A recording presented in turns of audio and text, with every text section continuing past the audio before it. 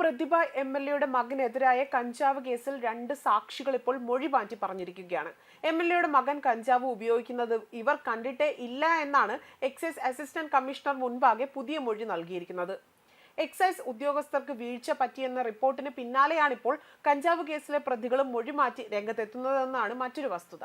അതേസമയം അന്വേഷണ റിപ്പോർട്ടിൽ എക്സൈസ് കമ്മീഷണർക്ക് കൈമാറിയിരുന്നു.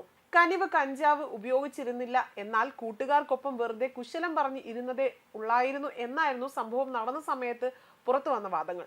എന്നാൽ പിന്നീട് കേസിൽ പല വിചിത്രമായ സംഭവങ്ങളുമാണ് നടന്നതും. കനിവിന്റെ അമ്മ പ്രതിഭ സ്വന്തം മകനെ ന്യായീകരിച്ചുകൊണ്ട് രംഗത്ത് വരികയും ചെയ്തിരുന്നു. ഇപ്പോൾ നമ്മൾ കാണുന്നതും സ്വന്തം മകനെ രക്ഷിക്കാൻ വേണ്ടി ഒരമ്മ ഏതറ്റം വരെയും പോകും എന്നത് തന്നെയാണ്. പൊതുപ്രവർത്തക എന്ന നിലയിൽ മാത്രമല്ല, എന്നാൽ ഒരു അമ്മയുടെ സ്ഥാനത്ത് നിന്നുകൊണ്ട് ഇതെല്ലാം ചെയ്തു എന്നതാണ് മനസ്സിലാക്കാൻ സാധിക്കുന്നത്. എന്നാൽ തെറ്റു ചെയ്താൽ അതിനെ ചൂണ്ടിക്കാട്ടിക്കൊണ്ട് ആ തെറ്റ് തിരുത്താനായിരുന്നു അവർ ശ്രമിക്കേണ്ടത്. എന്നാൽ അതുണ്ടായില്ല എന്നതാണ് ഈ കേസിലെ മറ്റൊരു ശ്രദ്ധേയം. അതേസമയം പ്രതിഭ എംഎൽഎയുടെ മകൻ കനിവിന് കഞ്ചാവ് കേസിൽ നിന്നും ഒഴിവാക്കും.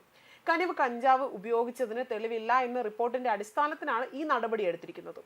കനിവിന് അടക്കം 9 പേരായിരുന്നു കേസിൽ പ്രതികളായി ഉണ്ടായിരുന്നത്. പ്രതിഭ എംഎൽഎ നൽകിയ പരാതിയുടെ അടിസ്ഥാനത്തിലായിരുന്നു എക്സൈസ് അസിസ്റ്റന്റ് കമ്മീഷണർ അന്വേഷണ റിപ്പോർട്ട് തയ്യാറാക്കിയത്. അതേസമയം കേസിലെ അന്വേഷണ ഉദ്യോഗസ്ഥരായിരുന്ന കുട്ടനാട് എക്സൈസ് സർക്കിൾ ഇൻസ്പെക്ടർ ജയരാജിനെതിരെ നടപടി ഉണ്ടാകുമെന്നതാണ് റിപ്പോർട്ടുകൾ വ്യക്തമാക്കുന്നത്. അതുപോലെ തന്നെ ഡിസംബർ 28-നായിരുന്നു തകഴിയിൽ നിന്ന് എംഎൽഎയുടെ മകൻ കനിവ് അടക്കം 9 പേരെ കുട്ടനാട് എക്സൈസ് സംഘം പിടികൂടുന്നത്. കഞ്ചാവ് ഉപയോഗിച്ചതിനും കൈവശം വെച്ചതിനുമായിരുന്നു കനിവ് ഉൾപ്പെടെയുള്ളവർക്കെതിരെ കേസെടുത്തതെന്നായിരുന്നു എഫ്ഐആറിൽ പറയുന്നത്. സംഘത്തിൽ നിന്ന് പിടികൂടിയത് 3 ഗ്രാം കഞ്ചാവാണ് എന്നും എഫ്ഐആറിൽ പറഞ്ഞിരുന്നു. എന്നാൽ കഞ്ചാവ് ഉപയോഗിച്ചതിന് കേസെടുത്ത് മെഡിക്കൽ പരിശോധന ഇല്ലാതെയാണ് എന്നും മകനെ എക്സൈസ് സംഘം ദേഹോപദ്രവം ചെയ്തതിനാൽ തന്നെ കുറ്റം സമ്മതിക്കുകയായിരുന്നുവെന്നും എംഎൽഎ മൊഴി നൽകുകയും ചെയ്തിരുന്നു. നേരത്തെ മകൻ കഞ്ചാവുമായി പിടിയിലായി എന്ന വാർത്ത പുറത്തു വന്നതോടെ തന്നെ മകൻ കഞ്ചാവ് ഉപയോഗിച്ചിട്ടില്ല എന്നും വ്യാജ വാർത്ത കെട്ടിച്ചമച്ചതാണ് എന്ന വാദവുമായി തന്നെ പ്രതിഭ പരസ്യമായി തന്നെ രംഗത്ത് വന്നിരുന്നു. പിന്നാലെ കേസിന്റെ എഫ്ഐആർ ഉൾപ്പെടെ തന്നെ പുറത്തു വന്നതോടെ വിവാദം വളരെ രൂക്ഷമാവുകയായിരുന്നു.